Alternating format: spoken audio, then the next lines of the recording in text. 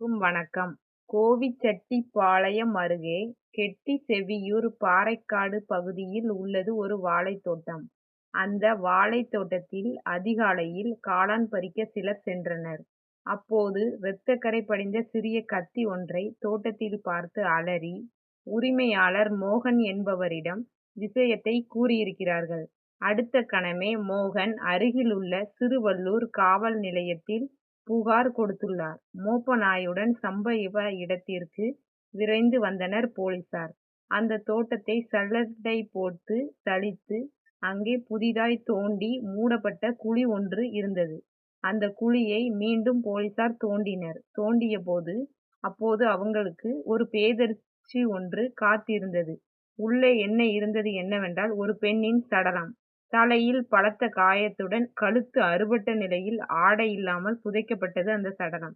நிச்சயம் நடந்தது கொலைதானா, இல்ல தற்கொலையா என்று யோசித்து பார்த்தனர். சிறுவள்ளூர் போலீசார் பெண்ணின் சடலத்தை மீட்டு உடற்கூறாய்விற்காக அனுப்பி வைத்தனர். யார் இந்த பெண்?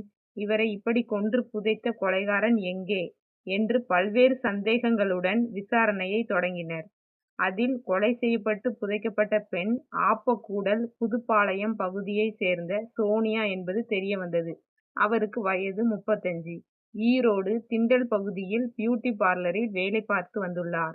சோனியாவுக்கு திருமணமாகி 12ஆம் வகுப்பு பயிலும் மகனும் 10ஆம் வகுப்பு பயிலும் ஒரு மகளும் உள்ளனர். இவரது கணவர் கடந்த 2 ஆண்டுகளுக்கு முன்பு இறந்துள்ளார். இந்த நிலையில் ஈரோட்டில் பியூட்டிஷியனாக வேலை பார்த்து வந்த சோனியா திடீரென வாழைத் தோட்டத்தில் சடலமாக மீட்கப்பட்டது புது விஷயத்தை உருவாக்கியுள்ளது.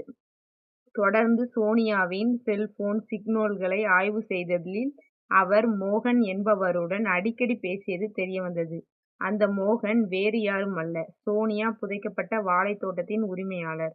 உடனே போலீசார் மோகனை பிடித்து விசாரித்த போதுதான் சோனியா கொன்று புதைக்கப்பட்ட பயங்கரத்தின் பின்னணி தெரிய வந்தது. கடந்த சில ஆண்டுகளுக்கு முன்பு புதுக்கரை புதூர் பகுதியிலுள்ள ஒரு கார்மெண்ட்ஸ் கம்பெனியில் சோனியா வேலை பார்த்து வந்துள்ளார். அப்போது அதே கம்பெனியில் கெட்டிசெவியூர் சாந்திபாளையம் பகுதியைச் சேர்ந்த மோகனும் வேலைக்கு சேர்ந்துள்ளார். மோகனுக்கு திருமணமாகி குழந்தைகள் இல்லாததால் கருத்து வேறுபாடு காரணமாக மனைவியை பிரிந்து தனிமையில் வசித்து வந்திருக்கிறார். சோனியாவும் கணவனை இழந்து வாழ்ந்து வந்த நிலையில் இருவருக்கும் வேலை பார்க்கும் இடத்தில் வைத்து பழக்கம் ஏற்பட்டுள்ளது.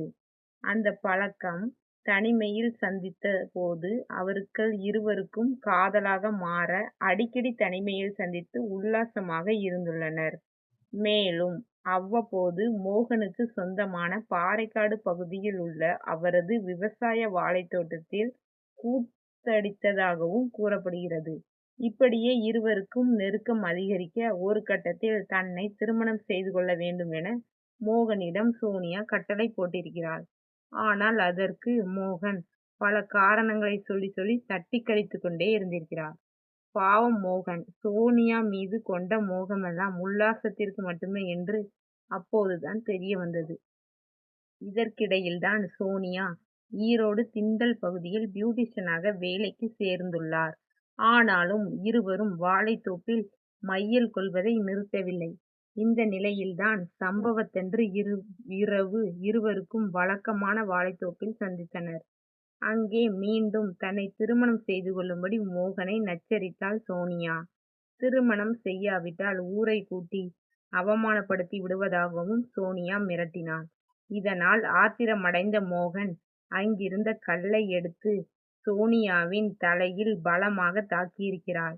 மேலும் அங்கே மறைத்து வைத்திருந்த சிறு கத்தியை எடுத்து வாழை மரத்தை அறுப்பது போல கரகரவென சோனியாவின் கழுத்தை அறுத்து கொடூரமாக கொலை செய்திருக்கிறார்.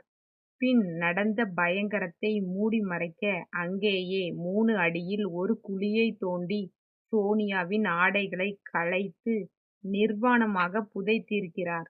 பின் சோனியாவின் ஆடைகளையும் செல்போன், பேக் உள்ளிட்டவற்றை கீழ்பவானி வாய்க்காலில் வீசியுள்ளார். இது தெரிய வந்தது. அனைத்து தடயங்களையும் அப்புறப்படுத்தியதால் எப்படியும் தப்பித்து விடலாம் என்று மோகன் யோசித்தார். ஆனால் சோனியா கொலை செய்ய பயன்படுத்திய சிறு கத்தியை அங்கேயே மறந்து விட்டதால் இப்படி வசமாக சிக்கினார் மோகன். சம்பவம் தொடர்பாக வழக்கு பதிந்த போலீசார் திருமணம் செய்ய வற்புறுத்திய கள்ள காதலியை கொலை செய்து புதைத்த மோகனை திருவள்ளூர் காவல்துறையினர் கைது செய்து விசாரணை நடத்தி வருகின்றனர். இங்கிருந்து என்ன தெரிகிறது என்றால், நம் ஒழுக்கமுடன் வாழ வேண்டும் என்று தெரிய வருகிறது. அடுத்த வீடியோவில் சந்திக்கலாம்.